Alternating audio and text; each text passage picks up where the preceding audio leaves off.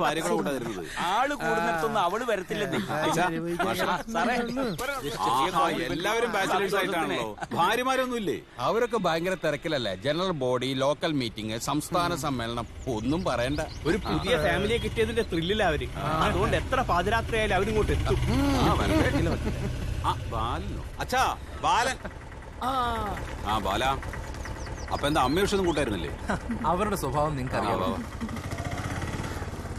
അച്ഛാ ഹേയ് വാമി. എല്ലാരും വന്നല്ലോ. എന്നാ പിന്നെ താമസിക്കണം, നമുക്ക് ചടങ്ങ് തുടങ്ങാം. വന്നാട്ടെ വന്നാട്ടെ.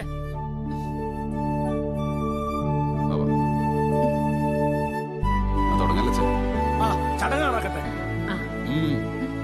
വാമേ, അമ്മ കൊടുത്തു. വേണ്ട, മോള് കൊടുത്തിട്ടെ. ഐശ്വര്യമുള്ള ഒരാൾ കോളത്തിട്ട അപ്പൊ അതല്ലേ നല്ലത്. നല്ല കാര്യം നടക്കുമ്പോ അവളെ ഇളക്കാതെ. അമ്മേ, അമ്മ വാ. വേണ്ട, ഒരു നല്ല കാര്യത്തിന് വിളിച്ചാലും എത്ര വലിയ പാട്.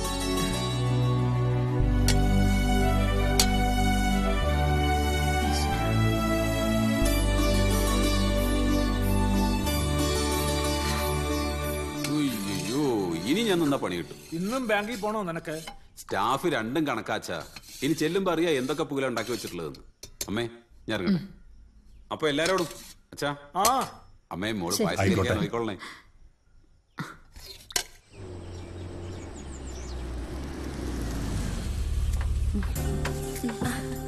സോറി കേട്ടോ, ലേറ്റ് ആയി. എക്സിക്യൂട്ടീവ് മീറ്റിംഗ് ഉണ്ടായിരുന്നു. ബൈ ദ ബൈ, ആരാ ഫ്രണ്ടിലിരിക്കുന്ന മോപ്പിൾസ്? ഒന്ന് എന്റെ അച്ഛന്, വണ്ണമുള്ളയാൾ ചേട്ടന്റെ അച്ഛൻ. ഈ കിളവന്മാരൊക്കെ വെറും വേസ്റ്റാ. പെട്ടെന്ന് ഡിസ്പോസ് ചെയ്യണം.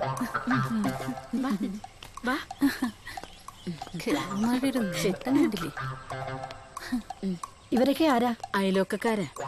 ഇണക്കവും പത്രാസും ഒക്കെ കണ്ടിട്ട് കുഴപ്പക്കാരാണെന്നാ തോന്നുന്നു. അയ്യോ, പുറത്തുനിന്ന് കണ്ടപ്പോ ചെറുതാണെങ്കിലും നല്ല വീടാണെന്ന് തോന്നി. പക്ഷേ അടുക്കള വന്നപ്പോ സകല ഇംപ്രഷനും പോയി. അതെന്നെ, നിന്ന് തിരിയാൻ പോലും സ്ഥലമില്ല. ഇന്നത്തെ കാലത്ത് യൂട്ടിലിറ്റി ഏരിയ ഇല്ലാത്ത ഒരു കിച്ചൺ സങ്കല്പിക്കാനേ വയ്യ. അയ്യോ, ഇറ്റ്സ് ഹൊറിബിൾ. വീട് കാണാൻ വന്നപ്പോ മഞ്ജു ഇതൊന്നും ശ്രദ്ധിച്ചില്ലേ? ഞാനല്ല വന്നത്, കുട്ടിയേട്ടനും അച്ഛനും കൂടിയാ. നെവർ മൈൻഡ് മഞ്ജു, കുറച്ചു കാലം താമസിച്ചു കഴിഞ്ഞ് ഈ തങ്ങ ഇടിച്ചു പൊളിച്ച് കളഞ്ഞാ മതി. പുള്ളിക്കാരൻ ആളെങ്ങനെയാ? റിസപ്റ്റീവ് ആണോ? എല്ലാ കാര്യത്തിലും മഞ്ജുവിന്റെ അഭിപ്രായം കൂടി ചോദിക്കാറുണ്ടോ? മുഖം മനസ്സിന്റെ കണ്ണാടിന്നാണ്. അങ്ങനെയല്ല, എല്ലാത്തിനും ഞാൻ എന്റെ സജഷൻസ് പറയും. പക്ഷേ പുള്ളിക്കാരൻ പിടിച്ച മുയലിന് 3 കൊമ്പ. അതല്ലേ സത്യം? അങ്ങനല്ല. നോക്ക് മഞ്ജു, ഇത് മഞ്ജുവിന്റെ മാത്രം പ്രശ്നമല്ല. അടിച്ചമർത്തപ്പെട്ട ഭാര്യ, അതൊരു ആഗോള പ്രതിഭാസമാണ്. സ്ത്രീകൾ സംഘടിക്കുക, അത് മാത്രമേ ഉള്ളൂ ഈ പ്രശ്നത്തിന് ഒരു പരിഹാരം.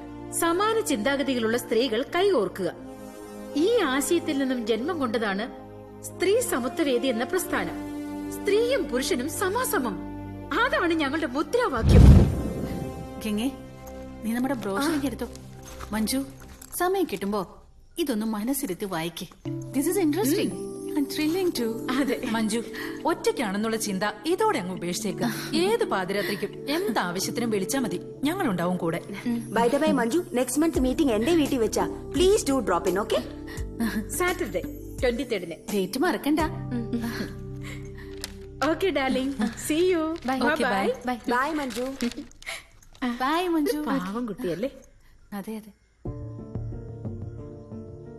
സ്ത്രീ പുരുഷന്റെ അടിമയല്ല, സ്ത്രീ അബലയുമല്ല. വെക്കാനും വിളമ്പാനും മാത്രമല്ല സ്ത്രീ ജന്മം. സ്ത്രീകൾക്കെതിരെ എന്ത് അതിക്രമം ഉണ്ടായാലും ഞങ്ങൾ അതിൽ ഇടപെട്ടിരിക്കും.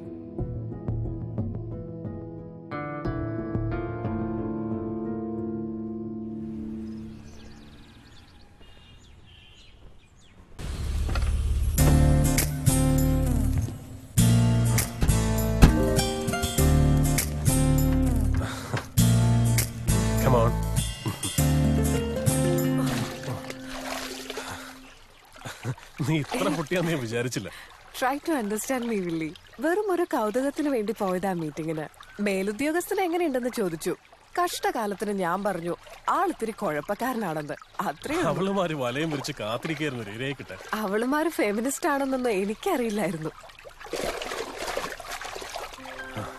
ഈ ഫെമിനിസം എന്നൊക്കെ പറയുന്നത് ഒരു തരം തട്ടിപ്പ. പുരുഷന്റെ സ്നേഹം നിഷേധിക്കപ്പെടുമ്പോ അതിൽ നിന്നുണ്ടാകുന്ന ഒരു തരം ഫ്രസ്ട്രേഷൻ. ആദ്യം പുരുഷവർഗത്തോടുള്ള വെറുപ്പ്, പിന്നെ അത് ലോകത്തോട് മുഴുവനുള്ള പകയും വിദ്വേഷമൊക്കെ ആയിട്ട് മാറും. നിന്നെ സ്നേഹിക്കാൻ ആണൊരുത്തിനിവിടെ തടിവടി പോലെ നിൽക്കുമ്പോ നീ എന്തിനെതിലൊക്കെ പോയി ചാടുന്നത്? അതെ അതെ, ഈ ആണൊരുത്തിന് ആണ്ടിനും സംക്രാന്തിക്കല്ലേ കയ്യില് കിട്ടുന്നത്. ഇവിടുന്ന് മുങ്ങിയ പിന്നെ പൊങ്ങുന്നത് അങ്ങ് ദുബായില്. ആ, നീ പറയുന്ന കേട്ടാ തോന്നും ഞാൻ ടൂറിന് പോവാണെന്ന്. പച്ചരി വാങ്ങിക്കാൻ വേണ്ടിയിട്ടുള്ള ഓട്ടമല്ലേ. 5 സ്റ്റാർ ഹോട്ടലിലെ സ്വിമ്മിംഗ് കോച്ചിന് എന്ത് ഉലുവ കിട്ടാനാ? എന്നാ പിന്നെ മോനൊരു കാര്യം ചെയ്യും, ഈ ആർത്തി പിടിച്ചുള്ള ഓട്ടോ ഒക്കെ തീരുമ്പോ just give me a ring. Oops, അപ്പോഴേക്കും പിണങ്ങിയോ? ഞാനൊരു തമാശ പറഞ്ഞല്ലേ. എന്നെ കാത്തിരിക്കുക കൊച്ചമ്മമാരെ മീറ്റിങ്ങിന്. പോകുന്നൊക്കെ കൊള്ളാം, പേപ്പർ ഒന്ന് സൈനിട്ട് കൊടുത്തേക്കല്ലേ. ഓ പിന്നെ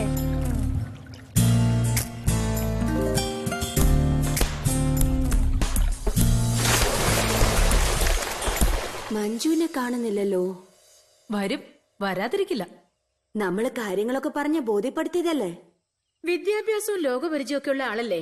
വരും വരും. പുരുഷ മേധാവിത്വത്തിന്റെ ഒരു ചെറു സൂചനയെങ്കിലും അത് വീട്ടിലാവട്ടെ ജോലി സ്ഥലത്താവട്ടെ നമ്മുടെ ശ്രദ്ധയിൽപ്പെട്ടാൽ ആ നിമിഷം നമ്മൾ പ്രതികരിച്ചിരിക്കണം. ഞാൻ ഇനി ഒരടി പിന്നോട്ടില്ല. നിങ്ങളുടെ എല്ലാവരുടെയും പൂർണ്ണ സഹകരണം പ്രതീക്ഷിക്കുന്നു. ജയ് നാരി. അടുത്തതായി ഗംഗാദേവി. ദേ മഞ്ജു വരുന്നു. മഞ്ജു വാ, എന്താ ഇവിടെ നിക്കണേ? വാ വാന്നേ. ഹായ്, സ്ത്രീ സമത്വ വേദിയിലേക്ക് സ്വാഗതം. Hearty welcome. Thank you. I am so happy. Thank you. Please. ഇനി കർമ്മ പരിപാടിയിലേക്ക് കടക്കാം. ഈ നിരോക്ഷയുടെ പ്രശ്നം ആകെ രൂക്ഷായിക്കൊണ്ടിരിക്കുക. എന്ന് പറഞ്ഞാൽ എങ്ങനെയാ? ഇവള് കംപ്ലൈന്റ് ഒപ്പിട്ട് തരണ്ടേ? Madam please give me some more time. ഗോവിന്ദൻകുട്ടിന്ന് കേൾക്കുമ്പോഴേ ഇവളുടെ മുട്ടിടിക്കും. പടക്കളത്തിൽ ശങ്കിച്ചു നിൽക്കുന്ന പോരാളി പരാജയപ്പെടാം, ചിലപ്പോൾ കൊല്ലപ്പെടാം. ഏത് ഗോവിന്ദൻകുട്ടിയുടെ കാര്യ? നിരോഷ് വർക്ക് ചെയ്യുന്ന ബാങ്കിന്റെ മാനേജർ, ഒരു ഞരമ്പ് രോഗി, കാഴ്ചപ്പാട് ഗോവിന്ദൻകുട്ടി.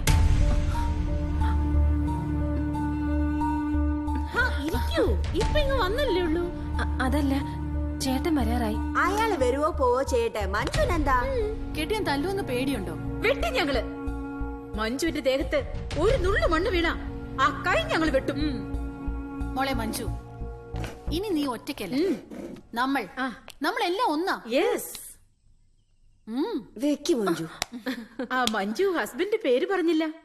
ഗോവിന്ദൻകുട്ടി. കാഴ്ചപ്പാട് ഗോവിന്ദൻകുട്ടി.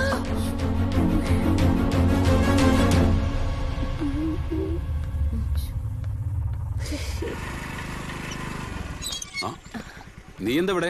ഗംഗയുടെ അടുത്ത് വന്നതാ. ആ വാ കേറ്.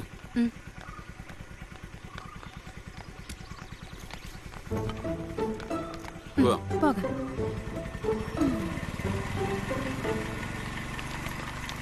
അപ്പൊ അയാളാണ് ഇയാള്. സംഗതി എളുപ്പമായി. തപ്പിപ്പോണ്ട കാര്യമൊന്നുമില്ലല്ലോ. അതെ അതെ, പുലിമടയിൽ വിരുന്ന് വന്ന മാൻകുട്ടി. No time to waste. Attack.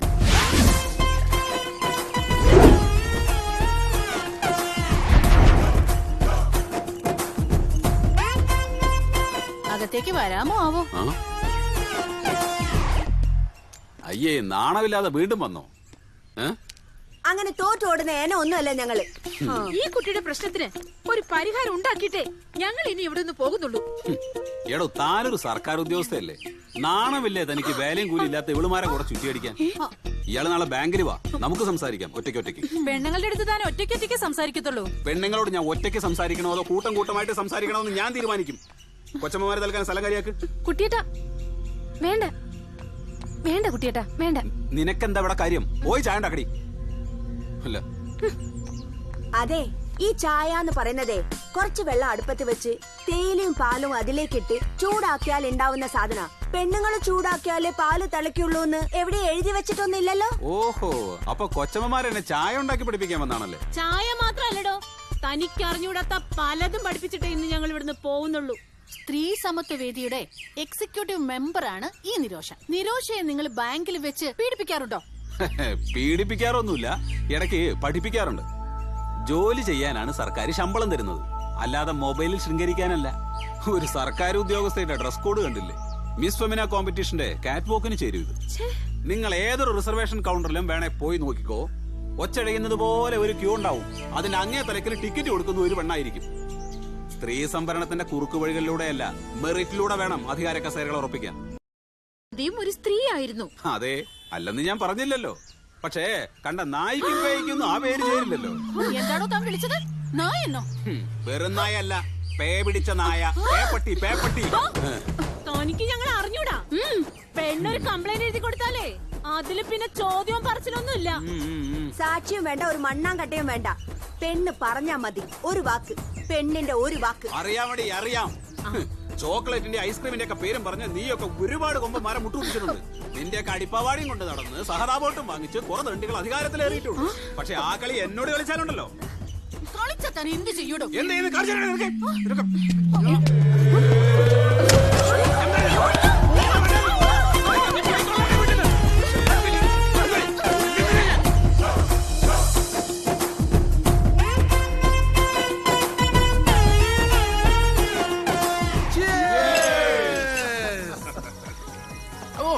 നിങ്ങളാണ് സാറേ ആൺകുട്ടി. ഇന്നത്തെ ചെലവ് എന്റെ വക. വസുന്ധര മതില് ചാടിയാ ഓടിയത്. തോറ്റുപോകും. മേലെ പോകുന്നു. നിരപ്പായ തറയിൽ സിന്തറ്റിക് ട്രാക്ടറല്ലേ ഓടിയത്. എന്നാൽ ഈ 4 അടി പൊക്കോളം മതിലൊക്കെ ചാടുക എന്ന് പറഞ്ഞ അത് പിന്നെ മതിൽ ചാടാൻ അവള് കൊച്ചിലെ എക്സ്പെർട്ട് ആണെന്ന് കേട്ടിട്ടുള്ളത്. എന്നാലും എനിക്ക് ആ കാഴ്ച കാണാൻ പറ്റിയില്ലല്ലോ. എന്നാലും എന്റെ തമ്പി സാറേ, നിങ്ങളെ സമ്മതിച്ചു തന്നിരിക്കുന്നു. ഈ ഇനത്തിന്റെ കൂടെ നിങ്ങൾ എന്ത് വിശ്വസിച്ചാ ഒരു വീട്ടിൽ ഒരുമിച്ച് കിടന്നുറങ്ങുന്നത്? സിംഹം കൂടി ഇതിലും സേഫാ. അമ്മായിയപ്പന്റെ ചെക്കടി കൊണ്ട് വാങ്ങിയ തൊപ്പിയല്ലേ ഇങ്ങനെ ഇരിക്കും. നമ്മുടെയൊക്കെ ഭാര്യമാർ ഓടുന്ന ഗോവിന്ദൻകുട്ടിയുടെ ഭാര്യ നോക്കി നിൽക്കല്ലേന്നോ. എങ്ങനെ പ്രതികരിച്ചു? അവൾ അതൊന്നും കാര്യമായിട്ട് എടുത്തിട്ടില്ല. അല്ലേലും അവൾക്ക് ഞാൻ പറയുന്നതിനപ്പുറം ഒന്നുമില്ല. എല്ലാം ചേട്ടന്റെ ഇഷ്ടപ്പോലെ. അതാണ് അവളുടെ രാഷ്ട്രീയം. എനിക്ക് മനസ്സിലാവാത്തത് ഈ നിരോഷയുടെ കാര്യമാണ്. ഇന്നലെ വരെ പൂച്ചയെ പോലെ ഇരുന്നൊരു പെണ്ണ് ഇന്നൊരൊറ്റ ദിവസം കൊണ്ട് അവൾക്ക് വന്നൊരു മാറ്റം. ചെയ്യുന്നത് അവളാണെന്നേ ഉള്ളൂ, ചെയ്യിക്കുന്നത് നമ്മുടെ പൊണ്ടാട്ടിമാരാ. ആര് ചെയ്യിപ്പിച്ചാലും അവളത് ചെയ്യാൻ പാടുണ്ടോ? ഗോവിന്ദൻകുട്ടി സാറേ, ഈ നിരോഷിക്കിട്ട് ഒരു കൊട്ടേഷൻ കൊടുത്താലോ? എന്തായാലും അവൾക്കൊരു ഷോക്ക് ട്രീറ്റ്മെന്റ് അത്യാവശ്യമാണ്. വെറുതെ കയറൂരി വിട്ടാലേ അവസാനം അവള് നിങ്ങളെ തലയിൽ കയറി നിരങ്ങും. മാസ്റ്റർ പ്ലാൻ തയ്യാറാക്കിക്കോ, ഞങ്ങളെല്ലാം റെഡി.